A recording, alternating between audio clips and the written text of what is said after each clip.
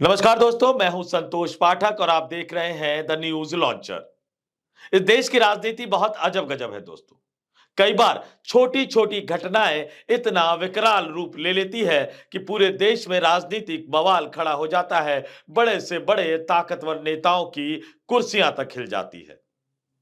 1975 के आसपास किसने सोचा होगा कि छात्रों के आंदोलन से शुरू हुआ एक छोटा सा आंदोलन इतना उग्र, इतना विकराल हो जाएगा कि भ्रष्टाचार के खिलाफ वो सबसे बड़ा आंदोलन बन जाएगा। तत्कालीन प्रधानमंत्री इंदिरा गांधी को देश में आपातकाल लगाना पड़ेगा और उसके बाद हुए आम चुनाव यानी 1977 के लोकसभा चुनाव में इंदिरा गांधी को, या यूं कहूं कि कांग्रेस को, पहली बार लोकसभा का चुनाव हार कर सत्ता से बाहर हो जाना पड़ेगा। 1947 से यानी देश के आजाद होने के बाद से लगातार देश में सरकार चला रही, सरकार बना रही कांग्रेस की 1977 में सत्ता से विदाई हो जाएगी। यही नहीं, किसने सोचा होगा कि जिस राजीव गांधी को 1984 में इस देश की जनता ने 414 लोकसभा सीटें जिताकर एक ऐतिहासिक विक्ट्री दी थी, वही राजीव गांधी, उन्हीं राजीव गांधी सरकार के मंत्रिमंडल से निकले वीपी सिंह बोफोर्स को इतना बड़ा मुद्दा बना देंगे कि उसके महज कुछ साल बाद हुए अगले लोकसभा चुनाव में राजीव गांधी की कांग्रेस पार्टी 197 पर जाकर सिमट जाएगी। इससे भी बड़ी बात कि ये किसने सोचा होगा, अटल बिहारी वाजपेयी के कार्यकाल के दौरान जब प्रमोद महाजन ने संख्या जुटा ली थी, उस समय जब मतदान की नौबत आई, उस समय ये किसने सोचा होगा कि उड़ीसा में मुख्यमंत्री पद की शपथ ले चुके गिरधर गमांग लोकसभा के अंदर आ जाएंगे बतौर सांसद वोट करने के लिए। यह भी किसने सोचा होगा कि नेशनल कॉन्फ्रेंस, जी हां, फारूक अब्दुल्ला साहब की नेशनल कॉन्फ्रेंस जो अटल बिहारी वाजपेयी सरकार का हिस्सा थी, उसके एक सांसद सैफुद्दीन सोज पार्टी के व्हिप का उल्लंघन करते हुए अटल बिहारी वाजपेयी की सरकार के खिलाफ वोट करेंगे। उस समय यह किसने सोचा था कि जिस बहुजन समाज पार्टी के सुप्रीमो काशी राम को प्रमोद महाजन ने, यानी भारतीय जनता पार्टी के उस समय सबसे बड़े रणनीतिकार ने सेट कर लिया था, उस सेट किए गए काशी राम की अवहेलना करते हुए मायावती लोकसभा में अपने सांसदों को अटल बिहारी वाजपेयी की सरकार के खिलाफ वोट करने के लिए कहेगी। और बड़ी दिलचस्प बात मैं अपने दर्शकों को याद दिला दूं, जो अमित शाह के दूत बनकर बिहार गए हैं, बिहार के नए राज्यपाल आरिफ मोहम्मद खान साहब, उन्होंने भी उस समय बतौर बहुजन समाजवादी पार्टी सांसद अटल बिहारी वाजपेयी सरकार को गिराने में महत्वपूर्ण भूमिका निभाई थी, जब एक वोट से अटल बिहारी वाजपेयी की सरकार गिर गई थी। ये कौन सोच सकता था कि सांसदों की बहुत कम संख्या होने के बावजूद सिर्फ कुछ प्रतिशत वोटों का आधार बेस रखने वाले रामविलास पासवान के घर सोनिया गांधी जाएंगी और उसके बाद देश की राजनीति में इतना बड़ा बवाल खड़ा हो जाएगा कि अटल बिहारी वाजपेयी जैसे दिग्गज नेता को भी सोनिया गांधी जैसी नेता से चुनाव हार कर सत्ता से बाहर हो जाना पड़ेगा। जब मैं सोनिया गांधी जैसी नेता का जिक्र कर रहा हूं तो इसका मतलब अटल बिहारी वाजपेयी और सोनिया गांधी की भाषण शैली से है। अटल बिहारी वाजपेयी जिनकी भाषा पर पकड़ थी, देश के मतदाताओं पर पकड़ थी, दूसरी तरफ सोनिया गांधी जो उस समय हिंदी सीख रही थी, हिंदी सीखने की कोशिश कर रही थी, अपनी टूटी फूटी हिंदी भाषा में वो देश के मतदाताओं को संबोधित कर रही थी, चुनावी रैलियां कर रही थी, लेकिन उन सोनिया गांधी ने अटल बिहारी वाजपेयी को हरा दिया। मैं ये तमाम घटनाओं का जिक्र आपसे क्यों कर रहा हूं दोस्तों, क्योंकि देश की राजनीति में एक बार फिर से वही सवाल खड़ा हो गया है कि सांप्रदायिक उन्माद, सांप्रदायिकता, हिंदू उग्रवाद यानी हिंदू चरमपंथी, हिंदू कट्टरपंथी। जब मैं हिंदू उग्रवाद का जिक्र कर रहा हूं तो इससे तात्पर्य आतंकवादी नहीं, इससे तात्पर्य कट्टरपंथी और चरमपंथी है, जो इस देश का माहौल, इस देश की सनातनी परंपरा को बिगाड़ने के अभियान में जोर शोर से जुटे हुए हैं। अलग अलग शक्लों के माध्यम से, अलग अलग नेताओं, अलग अलग चेहरों के माध्यम से, अलग अलग सेनाओं के माध्यम से, अलग अलग नामों से। ठीक उसी तरह का माहौल इस बार इस देश में भी है और अब एक चिंगारी उठनी शुरू हो गई है और ये चिंगारी वहीं से उठी है, उसी धरती से उठी है दोस्तों, जहां से महात्मा गांधी ने अंग्रेजों के खिलाफ इस देश को आजाद करने का बिगुल बजाया था। ये चिंगारी वहीं से उठी है जहां जयप्रकाश नारायण ने आजादी के दूसरे आंदोलन की यानी आपातकाल के विरुद्ध अपने अभियान की शुरुआत की थी। ये चिंगारी उसी बिहार की धरती से उठी है जिस बिहार की धरती असली चाणक्य से, तथाकथित चाणक्य नहीं, असली चाणक्य से संबंध रखती है। जिस बिहार की धरती ने इस देश को नया विजन दिया, नया संविधान दिया, लोकतंत्र के प्रति सोचने का रवैया दिया, उस बिहार की धरती से एक बार फिर से नई चिंगारी निकल रही है। बताया ये जा रहा है कि नीतीश कुमार जाने वाले हैं, नीतीश कुमार विदा होने वाले हैं, सारी बातचीत तय हो चुकी है। मैं राजनीतिक खेले की बात नहीं करूंगा, मैं बात करूंगा नीतीश कुमार के विरोधी खेमे में जाने की। बताया जा रहा है कि नीतीश कुमार लालू यादव के साथ जा रहे हैं, नीतीश कुमार फिर से इंडिया गठबंधन में जा रहे हैं, कांग्रेस की तरफ से भी संकेत मिलने शुरू हो गए हैं। लेकिन उससे देश की राजनीति पर क्या फर्क पड़ेगा दोस्तों? मैंने ये तमाम घटनाक्रम जो आपको बताया, उसी घटनाक्रम की एक वानगी है। नीतीश कुमार के पास सिर्फ 12 लोकसभा सांसद है और उसमें से भी ये कहा जा रहा है कि कई लोग बीजेपी की गोद में जाकर बैठ गए हैं। लेकिन मैं आपको जमीनी हकीकत बता दूं, जमीनी धरातल की हकीकत बता दूं कि अगर लालू यादव और नीतीश कुमार एक साथ आते हैं तो जनता दल यूनाइटेड के तमाम 12 सांसदों को, राजीव रंजन सिंह भले ही मंत्री हो सकता है इस्तीफा ना दे, नहीं तो तमाम 12 सांसदों को झक मारकर, मैं शब्द का दोबारा इस्तेमाल कर रहा हूं, झक मारकर नीतीश कुमार के साथ रहना ही पड़ेगा। क्योंकि अगर वो नहीं जाएंगे नीतीश कुमार के साथ तो नीतीश कुमार और लालू यादव के गठबंधन के बाद बिहार में लोकसभा का चुनाव जीतना, भाजपा के टिकट पर चुनाव जीतना नीतीश कुमार के बागी सांसदों के लिए बहुत आसान नहीं होगा। लेकिन इससे फर्क क्या पड़ेगा दोस्तों? इससे फर्क यह पड़ेगा कि नीतीश कुमार के पीछे एक लंबी कतार लग जाएगी। नीतीश कुमार के पीछे एक एक करके मोदी सरकार जिन खंभों पर टिकी है वो टूटना, अलग होना शुरू हो जाएगी और मोदी सरकार गिर जाएगी। मैं ये क्यों कह रहा हूं? आप ये सोचते होंगे कि आखिर एक नीतीश कुमार को बनाने के लिए भारतीय जनता पार्टी इतनी मेहनत क्यों कर रही है? एक नीतीश कुमार को समझाने के लिए नरेंद्र मोदी और अमित शाह की भाजपा इतनी मेहनत क्यों कर रही है कि राज्यपाल तक बदल दिया, मुस्लिम समाज का राज्यपाल दे दिया, अल्पसंख्यक समाज का राज्यपाल दे दिया, जिसको ये लोकसभा टिकट तक नहीं देते जिस समाज के लोग को, उस समाज के लोग को बिहार जैसी धरती पर राज्यपाल बनाकर भेज दिया। इतनी मेहनत क्यों कर रहे हैं? क्या सिर्फ नीतीश को अपने पाले में बनाए रखने की कवायद है? बिल्कुल नहीं। नीतीश कुमार जाए या नीतीश कुमार रहे, इससे फिलहाल भारतीय जनता पार्टी पर कोई बड़ा असर नहीं पड़ता अगर नीतीश कुमार के 12 सांसदों के पीछे अन्य राजनीतिक दलों के सांसदों की लंबी कतार नहीं लगी होती। क्योंकि नरेंद्र मोदी और अमित शाह इस देश के राजनीतिक मिजाज को बखूबी समझते हैं, इस देश के राजनीतिक दलों के मिजाज को बखूबी समझते हैं। वो जानते हैं कि नीतीश कुमार अगर चले गए तो फिर शुरुआत हो जाएगी, पिंजड़े में बंद जितने सहयोगी दल है, जितने सांसद है, वो सब एक एक करके निकलना शुरू हो जाएंगे और नरेंद्र मोदी की सरकार गिर जाएगी, उनको प्रधानमंत्री पद से हटना पड़ेगा। और ये मैं कोई हवाबाजी नहीं कर रहा हूं, ये तमाम बातें मैं हवा में आपको नहीं बता रहा हूं, आंकड़े ये बता रहे हैं। तमाम घटनाक्रम मैंने बता दिया कि शुरुआत होने की देर है और अगर शुरुआत हुई तो फिर मोदी सरकार नहीं बच पाएगी। कैसे नहीं बच पाएगी? ये तमाम चीजें मैं आपको बता रहा हूं। बिहार का खेला, बिहार की राजनीति का खेला आप समझ गए हैं। नीतीश कुमार के 12 सांसद कितने महत्वपूर्ण है आप ये समझ गए हैं। लेकिन अगर नीतीश कुमार जाने की शुरुआत कर देंगे तो नीतीश कुमार यानी बिहार की धरती से निकलकर अब मैं आपको महाराष्ट्र की धरती पर ले जाता हूं, उस महाराष्ट्र की धरती पर ले जाता हूं जहां के मुख्यमंत्री देवेंद्र फडणवीस ने कहा कि लालू यादव मुंगेरी लाल के हसीन सपने देख रहे हैं। महाराष्ट्र के मुख्यमंत्री को, देवेंद्र फडणवीस को, बिहार की राजनीति पर टिप्पणी करने की जरूरत नहीं थी, लेकिन उन्होंने टिप्पणी इसलिए की क्योंकि नीतीश कुमार अगर लालू यादव के साथ चले जाएंगे, नीतीश कुमार अगर एनडीए से अलग होने की शुरुआत कर देंगे तो इसका जो दूसरा सबसे बड़ा असर पड़ेगा वो महाराष्ट्र पर पड़ेगा। कैसे पड़ेगा?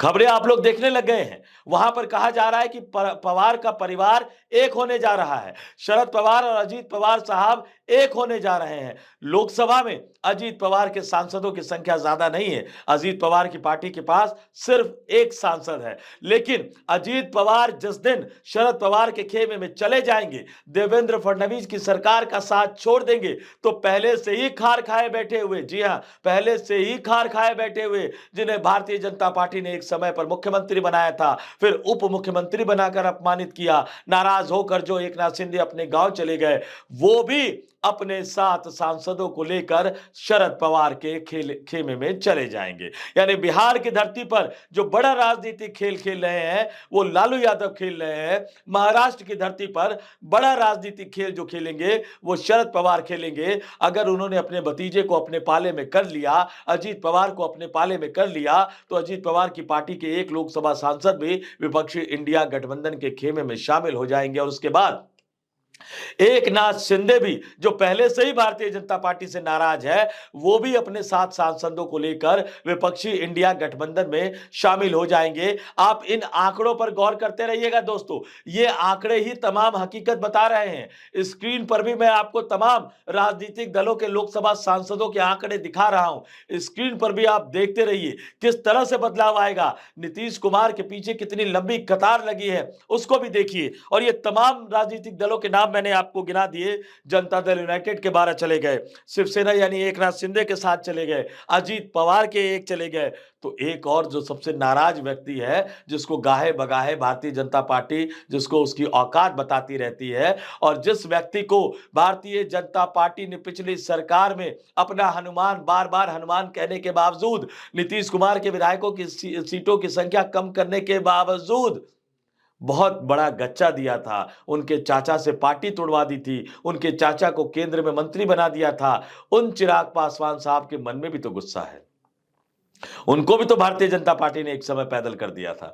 और इससे भी बड़ा गुस्सा है कि दिल्ली का वो बंगला, दिल्ली की वो कोठी, 12 जनपद जो कि सोनिया गांधी के कोठी, सोनिया गांधी के बंगले के पास थी, दिल्ली में रामविलास पासवान की पहचान 12 जनपद के उस कोठी से बनी थी। 12 जनपद की जो कोठी थी उसने ही मौसम वैज्ञानिक के रूप में देश की राजनीति में रामविलास पासवान को स्थापित किया था। जब चिराग पासवान को पैदल कर दिया गया तो फिर वो 12 जनपद का आवास भी चिराग पासवान को खाली करना पड़ा, और उस आवास को फिर देश के पूर्व राष्ट्रपति रामनाथ कोविंद को आवंटित कर दिया गया, ताकि चिराग पासवान कभी उस पर अपना दावा ही न कर सके। जिस घर में चिराग पासवान का पूरा बचपन गुजरा, उस घर को खाली करवा लिया गया। तो चिराग पासवान अपने साथ हुए अपमान के उस वाक्यों को भला कैसे बोल सकते हैं? तो जब नीतीश जाएंगे, जब एकनाथ शिंदे जाएंगे, जब अजीत पवार जाएंगे, तो चिराग पासवान भी अपने 5 सांसदों को लेकर विपक्षी इंडिया गठबंधन की तरफ जा सकते हैं। और अब इन आंकड़ों पर गौर कीजिएगा दोस्तों,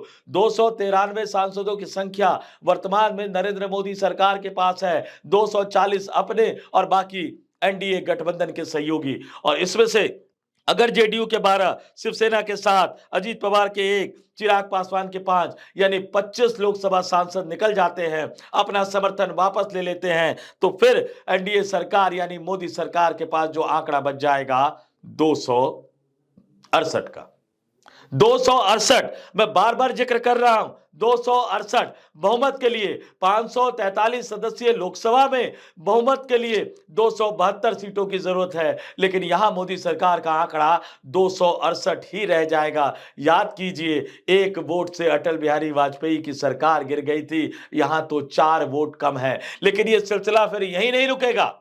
मैंने जैसा पहले कहा, शुरुआत होने की देर है, और जब शुरुआत हो जाएगी तो पिंजड़े में बंद जितने सांसद हैं, पिंजड़े में बंद जितने सहयोगी हैं, जितने सहयोगी गठबंधन धर्म के नाम पर या जांच एजेंसियों के डर से घुट रहे हैं, घुट घुट कर मोदी सरकार को समर्थन कर रहे हैं, उनकी भी सांसें निकलने लगेगी, उनकी भी आवाजें निकलने लगेगी। और जिस दिन नरेंद्र मोदी इस 268 के आंकड़े पर पहुंचेंगे, उस दिन 16 सांसदों वाले तेलुगु देशम पार्टी के मुखिया चंद्रबाबू नायडू भी तो कुछ सोचेंगे।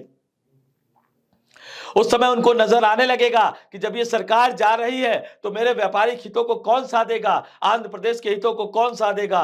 निश्चित तौर पर वो भी विपक्षी इंडिया गठबंधन में शामिल नजर आएंगे, विपक्षी खेमे में नजर आएंगे। और जब वो अपने 16 सांसदों को लेकर जाएंगे तो फिर उनकी सरकार में उप मुख्यमंत्री जनसेना पार्टी के मुखिया पवन कल्याण अपने 2 सांसदों को लेकर भला बीजेपी के साथ रहकर भी क्या कर लेंगे, जब सरकार ही नहीं रहेगी केंद्र में। और उसके बाद टूट फूट का एक नया सिलसिला शुरू हो जाएगा।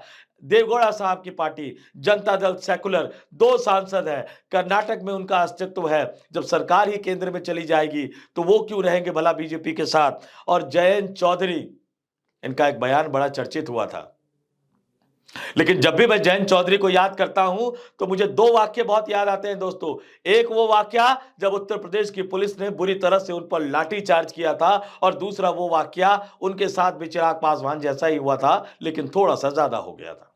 अजीत सिंह के लोकसभा चुनाव हारने के बाद उस आवास को, जिसमें अजीत सिंह का भी बचपन गुजरा था, जिस आवास में जयंत चौधरी का भी बचपन गुजरा था, उस आवास को जबरदस्ती फोर्स लगाकर खाली करवा लिया गया था। बागपत से, मुजफ्फरनगर से, पश्चिमी उत्तर प्रदेश से किसान पहुंच गए थे दिल्ली में कि नहीं, हम चौधरी साहब का आवास खाली नहीं करवाने देंगे सरकार को। लेकिन मोदी सरकार ने फोर्स तैनात करके, पैरामिलिट्री फोर्स को लगा के जबरदस्ती वो आवास खाली करवाया था। उम्मीद करता हूं और मैं भी जानता हूं कि जयंत चौधरी उस अपमानजनक वाक्य को भूले नहीं होंगे। तो ये जो 268 का आंकड़ा था, अगर इसमें से आप चंद्रबाबू नायडू के 16 निकाल दे, जनसेना पार्टी के 2 निकाल दे, जेडीएस के 2 निकाल दे, आरएलडी के 2 निकाल दे, तो ये पूरा आंकड़ा पहुंच जाता है 246 पर। जी हां दोस्तों, बिल्कुल सही सुना आपने, 246, जिसमें से 240 तो भाजपा के पास अकेले ही हैं।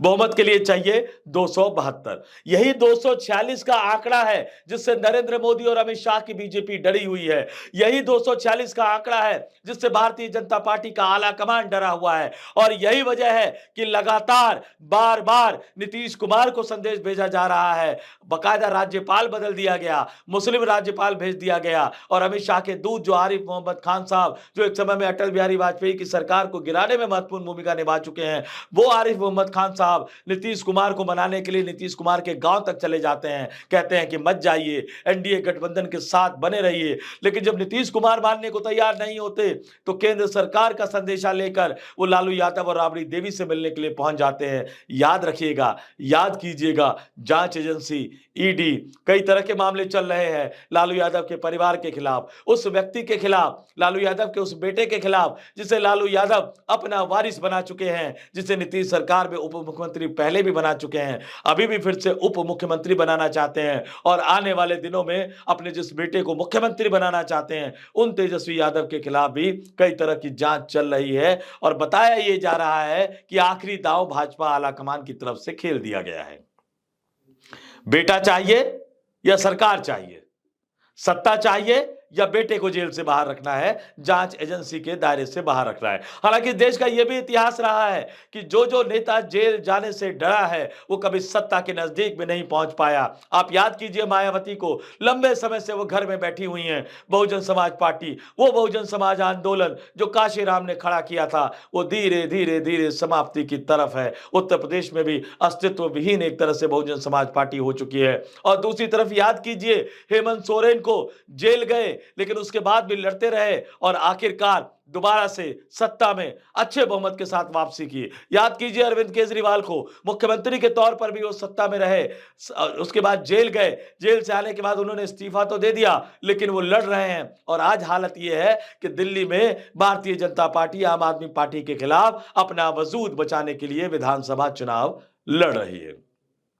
तो जेल जाने वाले नेता ने हमेशा सत्तारूढ़ पार्टी को चुनौती दी है, सबक सिखाया है, लेकिन जो जेल जाने से डरते हैं, जो जेल जाने से बचते हैं, उनका भविष्य कैसा होता है वो मायावती से सीखना चाहिए। लेकिन खैर ये मुद्दा अलग हो गया है। यहां तो बात हो रही है कि लालू यादव को संदेश दे दिया गया है और बिहार की धरती पर खेला रोकने की सबसे बड़ी कोशिश नरेंद्र मोदी उसीलिए कर रहे हैं क्योंकि सवाल बिहार की सरकार का नहीं है, सवाल नरेंद्र मोदी की सरकार का है। अगर बिहार में एनडीए गठबंधन की सरकार गिरी, यानी नीतीश कुमार इंडिया गठबंधन में चले गए, लालू यादव के साथ गठबंधन में चले गए, तो उसके बाद कुछ ही दिनों के अंदर नरेंद्र मोदी को भी सत्ता से बाहर जाना होगा, केंद्र की सत्ता से विदा हो जाना पड़ेगा। और यही डर नरेंद्र मोदी को खाया जा रहा है, यही डर अमित शाह को खाया जा रहा है। इसलिए नीतीश को अपने पाले में बनाए रखने की कोशिश लगातार की जा रही है, पुरजोर की जा रही है, हर तरीके से की जा रही है। इस वीडियो में फिलहाल इतना ही। मुझे यानी संतोष पाठक को दीजिए इजाजत। आप लोग देखते रहिए द न्यूज लॉन्चर। नमस्कार।